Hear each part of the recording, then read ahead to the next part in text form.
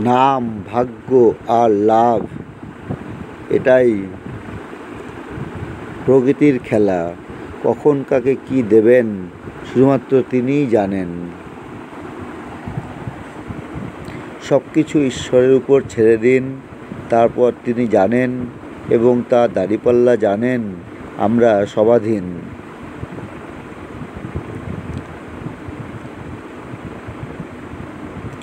ভগবান শ্রীকৃষ্ণ বলেছেন, নীরবতা ভালো, কিন্তু যখন তোমার উপর অন্যায় হবে তখন নয়।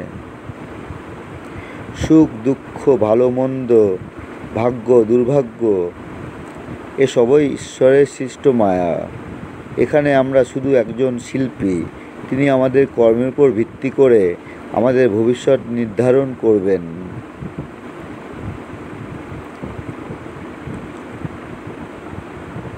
সুখ বা বেদনা যাই হোক না কেন, হাসি মুখে সেই সময় পার করুন।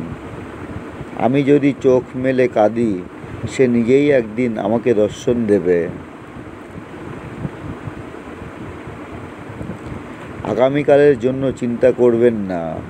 যে ঈশ্বর আপনাকে আজ রক্ষা করেছেন, আগামীকালও আপনাকে রক্ষা করবেন। জয় দ্বারকাধীশ কোনো কিছু চাওয়ার আগেই মনস্কামনা পূর্ণ করে দেয়। অহংকার একজন মানুষকে জেদি করে, আর ভালোবাসা একজন মানুষকে নম্র বানায়। জয় মহাবীর। প্রার্থনা করার সময় একজন ব্যক্তির মন্দিরে থাকা জরুরি নয়, তবে তার মনে ঈশ্বর থাকা জরুরি।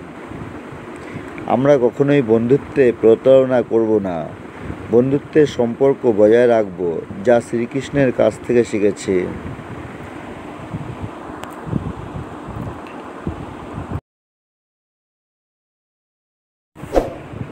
Thanks for watching my videos.